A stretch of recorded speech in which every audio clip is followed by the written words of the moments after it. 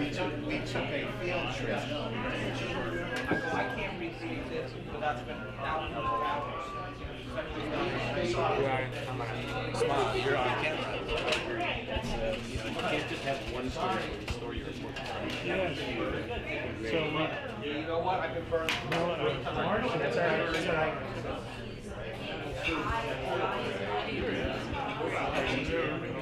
So, how are you? What's going on?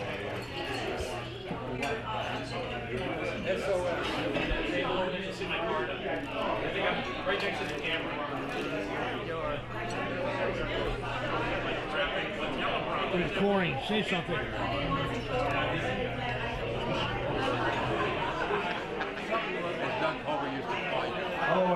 Welcome to these video highlights. We started the October 2019 lunch with the announcement that Monmouth University in New Jersey is honoring one of its distinguished grads, Linda Deutsch, with the naming of the Linda Deutsch Student Journalism Center. Congratulations, Linda. Let me go through the program with you, tell you what's coming up here in the next little while. We're going to start in a moment with Wendy Horowitz, who's a photo archivist with the LA Public Library. Those of you who were here last time in August will remember we did the 50th anniversary of the Manson murders, and she brought along photos from the Herald Examiner's extensive collection on the Manson case, and we showed those. This time it's non-Manson, it's a whole variety of different subjects, and they're wonderful photos, and I think you're going to enjoy them a lot. We're going to remember Victor Anastasia, fabulous photographer and just really, really nice guy. Anybody among us who worked with him can tell you that. His son Victor Jr. and his wife Irene are here. They're going to remember him. And there are people here like Professor Jill Salzman who would like to speak, and others as well. We're also going to remember Jack Perkins, a late of Channel 4 and NBC News, and then Adventures in Florida and Maine after that. One of the great storytellers ever in our business. And I think you'll enjoy a couple of videos we have on him. But first, there is a very unusual confluence of events at this lunch, which I thought about a few days ago, and I want to share with you. Number one, next week, those of you who've been around a long time remember this great scrappy newspaper from the Hearst Corporation. They went so long LA and said goodbye. Left us with a one newspaper town. And the day that this happened, something else big happened in my life. My son David was born. So Barbara's in the hospital. It was Northridge Hospital, and she said, why don't you go out and kind of drive around the streets and see if you can get a final edition of the Herald. Okay? And I don't know why the date discrepancy is, but I'm going to ask you about the rest of you about that in a second, because I can't figure out the answer. So I drove around Northridge Hospital for 2 or 3, 4 or 5 blocks. I don't know how long I went, but every news rack was empty. Okay? There were no papers. The LA Times was there, so I got the LA Times, which is on his birthday. Okay? So that was pretty easy to find. But there was no Herald, and nobody that I knew of could tell me where I would find a Herald. So, what do you think, Barbara? About 3 years went by, something like that. We went to an SPJ dinner. There was a silent auction at the dinner. They were auctioning off the Herald, the last edition, in pristine condition in a plastic wrapper. I will show it to you.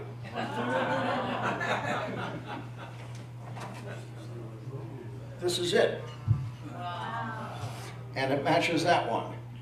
Now, can anybody tell me why we thought in our head that David's birthday, the 30th, was the last day of publication of the Herald? But I looked it up last night. In fact, it was the 2nd. So I believe that's right, and this was the last one. You now know that it's going to be David's 30th birthday. And I have been saving these papers all these years. And David, you want to come up? I'd like to present these to you.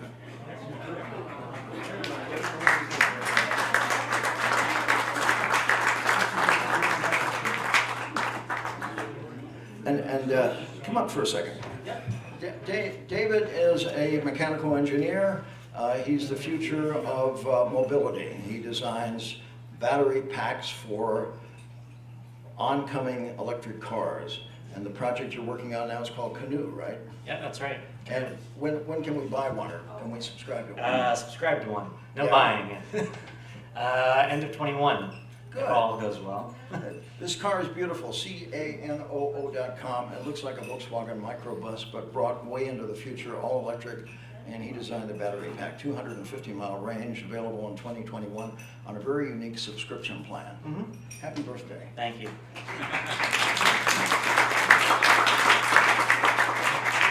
All right, speaking of the Herald, we're going to move on. I'm going to bring up Wendy here in a second, but first I want to give a little credit to all the photographers whose photos that Wendy's about to show you. This is the first list here. There's 2 pages of them: Louise Stern, Dan Musgrave, Art Warden, Javier Mendoza, Tony Castro, and Gary Budd. I know some of you will know them or have worked with them. The rest are here: Rob Brown, Cliff Brown, Leo Jarjam, and Gordy Dean from the Valley Times, who later went into television news, actually. Knew Gordy very well in the beginning years. And I want to introduce you to Wendy Horowitz, who's going to take us through a delightful group of photos. Wendy. Thank you, and thank you again for inviting me. This is my 3rd Geezer's Lunch, I think, and it's always so exciting to be here and meet people who work in local Los Angeles news. When people ask me what I do, I don't tell them that I'm a photo archivist at Los Angeles Public Library. I tell them that I am the photo archivist for the Herald. It's really a very different animal working on the Herald collection. And I also emphasize that local Los Angeles news, as you all know, is world news. And when things happen here, people hear about it all over the world. And our industries are international industries. Our personalities are international personalities. So it's a real privilege, and it's a constant source of amazement. When I was thinking about what do we think of when we think of Los Angeles, I did come up with some subjects, and one of them is architecture. And so when I was thinking of architecture for this slideshow, one of the things that came to mind was this image. This is that feeling, the angle, and the convertible and the pretty girl. A positive outlook on the future. This is post-war. This is mid-century modern. And the Beverly Hilton Hotel had just opened.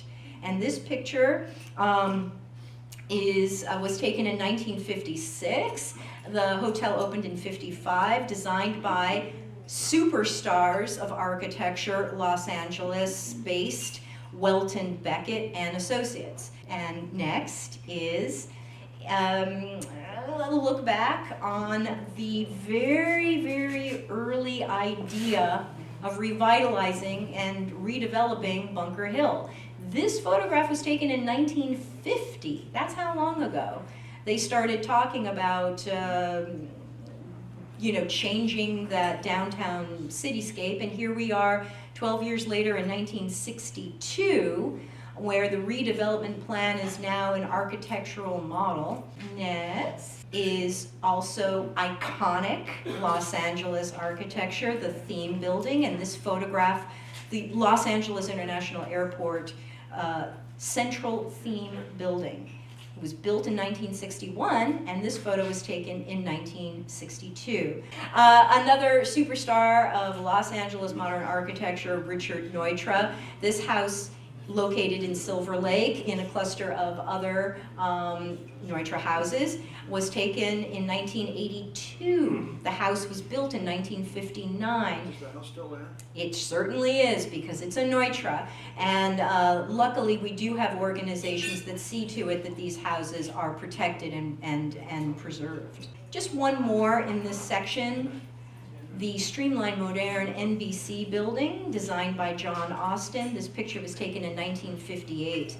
Just so many landmarks in Los Angeles, some of which are gone and some of which are still with us, thanks to preservation efforts, otherwise they wouldn't be with us.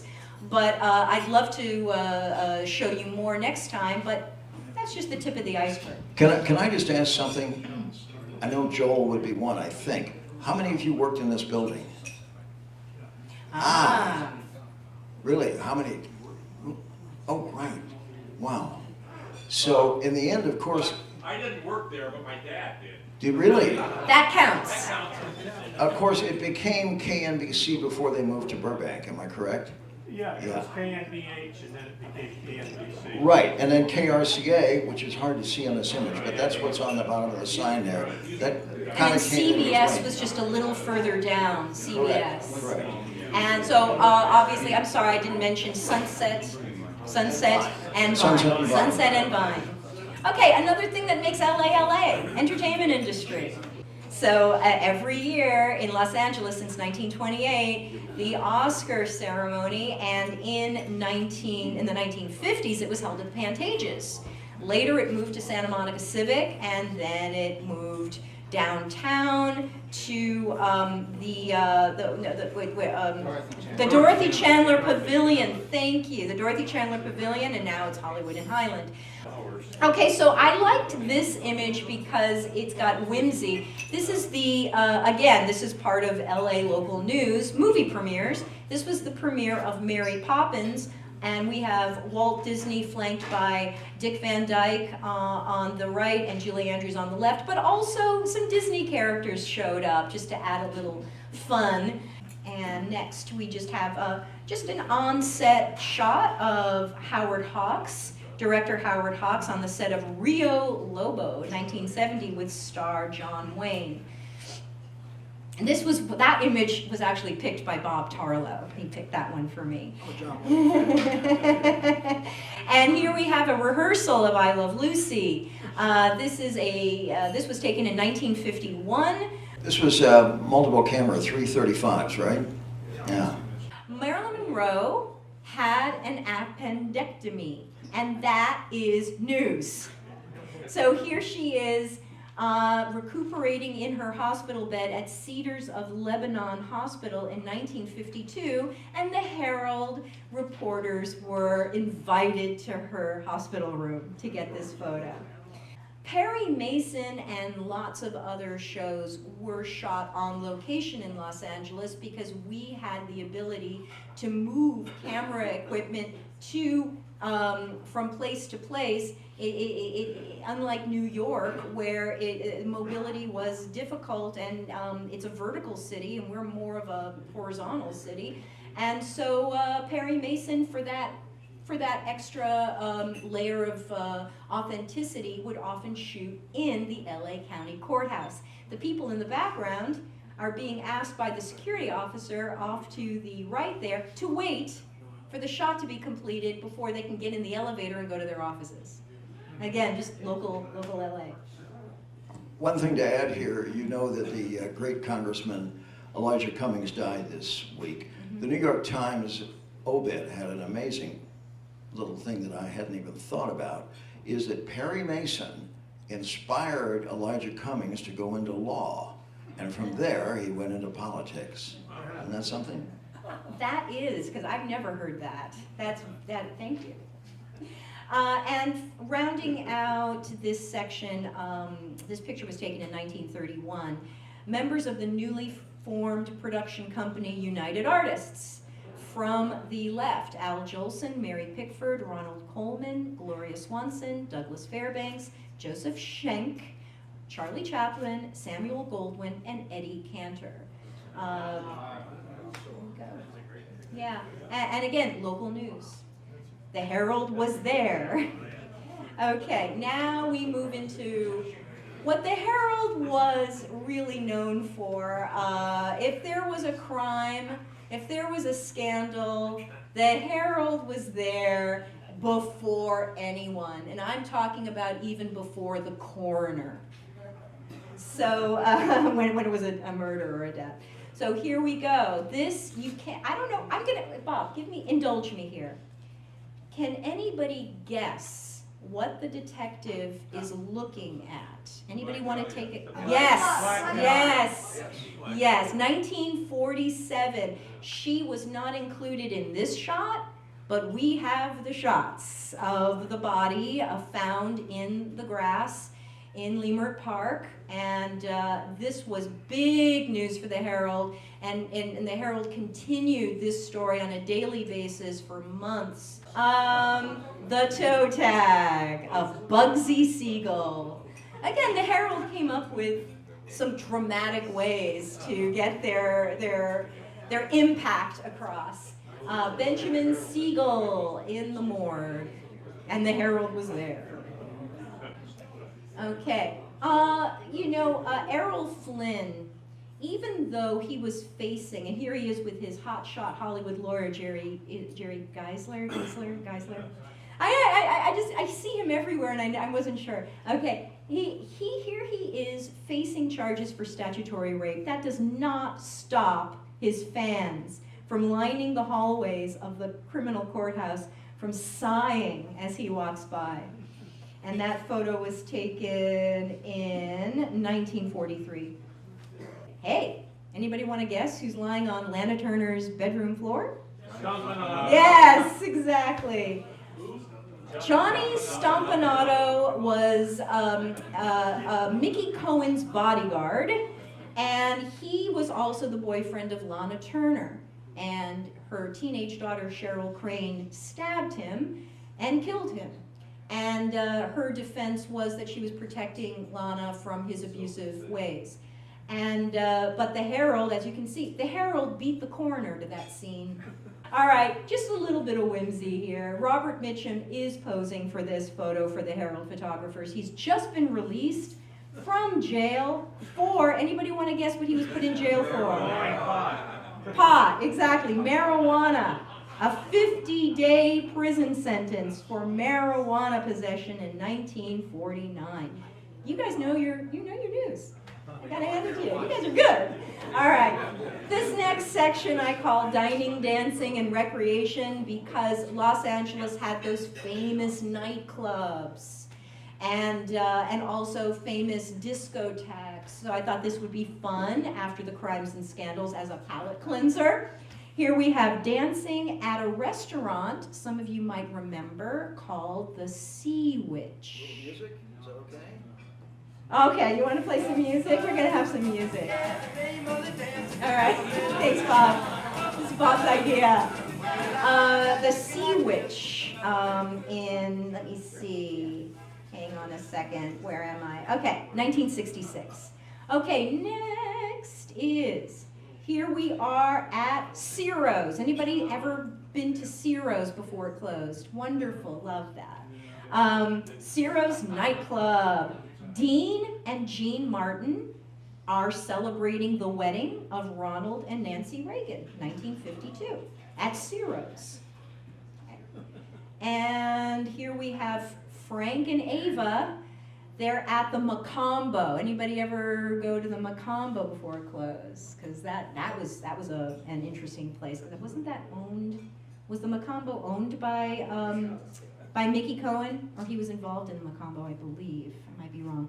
Okay, so Frank and Ava, again, they were just out on the night, out on the town, but it's news. Gazzari's nightclub on the Strip. The Gazzari's dancers were famous for being on the television show, was it Shindig? Shindig. Shindig was the Gazzari dancers, right? Shindig or Hollywood A Go-Go. No, it wasn't Hollywood A Go-Go. I don't think. No, not Hullabaloo. It was not Hullabaloo. Definitely not Hullabaloo. It was either Hollywood A Go. Why am I blanking on this? It was Hollywood A Go-Go. Hollywood A Go-Go, the Gazzari dancers. And I believe that the host for Hollywood A Go-Go was Gene Weed, maybe? Sam Riddle. Thank you. Thank you. I like this collaborative effort here. So Lana Turner and Artie Shaw are newlyweds in this picture. They're celebrating at the Victor Hugo restaurant, and Mickey Rooney drops by their table, as one does at the Victor Hugo, table hopping, and shares a laugh with them in 1940. Next, okay, anybody remember the riots on the Sunset Strip? November 1966. They were actually protests. I don't know, a riot is a kind of an extreme word for what they really were, but there was a curfew. that was instituted by the merchants of the fashionable boutiques, retail establishments, restaurants on the Sunset Strip that were they were pretty ruffled by all of the dancing clubs that were turning up on the Sunset Strip and all of the kids hanging out. And there was an effort to curb that with a curfew. So the kids do what they are going to do. They're going to protest. And they culminated their protest in front of Pandora's Box, which was on the corner of Crescent Heights and Sunset Boulevard. And here we have, I just had to include this because this is a really big part of LA life, skateboarding. This was a local skateboard competition in 1966, skateboard competition. Dancing the Twist at the club The Peppermint Stick, which was on Ventura Boulevard in Sherman Oaks. And now to sports. What's happening in this picture? Yes, as you can tell. And the year, Warren, was? 1958, LA welcomes with so much enthusiasm the now Los Angeles Dodgers. This is not the Dodger Stadium, this is the Coliseum. This was opening day, April 12th, 1961, with a record-breaking attendance to see the Dodgers play Philadelphia. And anybody know who won? Philadelphia. No. The Dodgers took it 6-2. You had a 50-50 shot at that one. Dodgers took it 6-2. Okay, next photo is the construction of Dodger Field in the Chavez Ravine in February of 1963. It's really taking shape. We have pictures of construction of Dodger Stadium from the very beginning when they started excavating, and of course it was a very controversial issue because there were a lot of evictions that took place in Chavez Ravine in order to get that stadium made. All right, this is an interesting story. You guys remember, I don't know if you remember the big holdout. Sandy Koufax and Don Drysdale held out. And Chuck Connors is also in the picture. He's also in the picture. Buzzy Bavasi, right? Buzzy Bavasi. I used to say Buzzy Bavasi. Buzzy Bavasi. They held out. You know the story. They held out to sign for more money, which hadn't been done before. And as I was researching this story, you know, the Dodger organization called their bluff and just didn't cave, and they did not show up for spring training.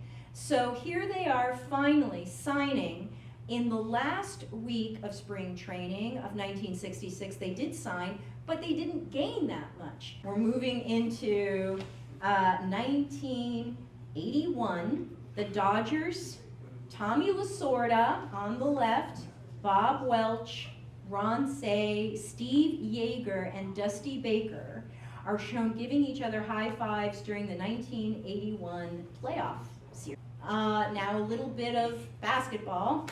Magic Johnson getting the shot past James Donaldson and Derek Smith for a layup, and the Lakers did defeat the relocated Clippers 105-96. This was taken in 1985.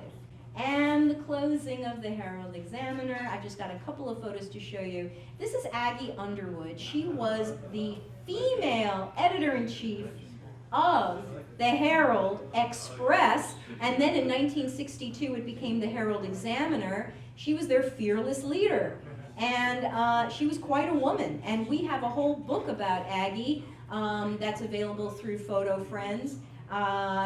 For time reasons, maybe I can do more on Aggie next time, but this is a picture of her posing with a baseball bat that was a gift from her colleagues to commemorate her 10th anniversary as city editor of the Herald, and it was inscribed, "To Aggie, keep swinging." And that was in 1957. And the last day of the Herald Examiner, on the desk, making the announcement, is Robert Danzig. And this date actually, according to the photograph, was taken on November 1st, 1989. November 1st, they announced it. We typed that night, put our next edition out the next morning. Thank you, thank you. Yeah, November 1st was on the date, yeah, of the photo, yeah. So the announcement was November That's the day 1st. he stood up and told us, and then we had to. Oh, you were there. Yes. Linda, were you in the I was newsroom? the political editor, yeah, I was right there. That's you right there. Is that you? I'm behind there, that's my office. Oh, fantastic, fantastic. But my hair was brown, so. I'd just really quickly like to ask your name.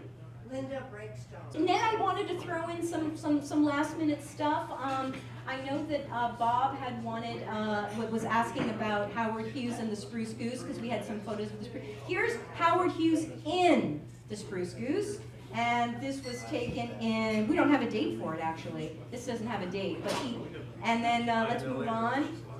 This is a news story that it plagues Los Angeles constantly, but this was an INS surprise visit to a golf products plant to round up undocumented immigrants. And so this is still a story that we're talking about today. Okay, this next photo, staff members at Pasadena Jet Propulsion Lab cheer as they watch Ranger 9 beam photos of the moon through television monitors as it neared the impact in the crater Alphonsus in 1965. And that was a Bob Tarlow find. And here we have Robert Kennedy. I didn't want to show the photos of him at the hospital. I just wanted to show a nice photo of Robert Kennedy to give us a little bit of hope in these times. Robert Kennedy is greeting supporters at LAX in 1968 as he arrives to make that speech at the Ambassador. And who can forget? What earthquake? Sylmar. February 9th, 1971, Olive View Hospital collapsed completely. And there you go. Part 1 of the best of the Herald. I hope there'll be more. So what do people want to There are tens and thousands of images online, but we have over 2 million in the archive. We're slowly getting them up there. You want to have some fun, just and search your own news stories. Only up to 1989 though, because that's when the Herald closed. Visit www.lapl.org, and on the menu page, you will look all the way to that teal shaded area for the link called TESSA, T-E-S-S-A. You'll see it up close in the next slide. TESSA, Photo and Digital Collections. Just click on that, and it will take you to our collections. Now, you're not there yet. Now you need to find the Herald Examiner collection. Click on that image, that thumbnail. It takes you to the Herald Examiner photo collection, and then you click on our Dodgers photo there, and that way you're searching within the Herald Examiner collection. Anything you want to search, just have at it.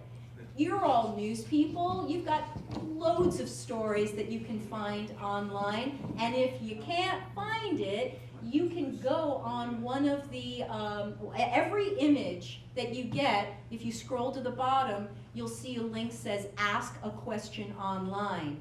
That question comes to me. That means I need to research it, and I go digging through the actual printed photographs to find what you're looking for. So have fun and enjoy. Thank you, guys.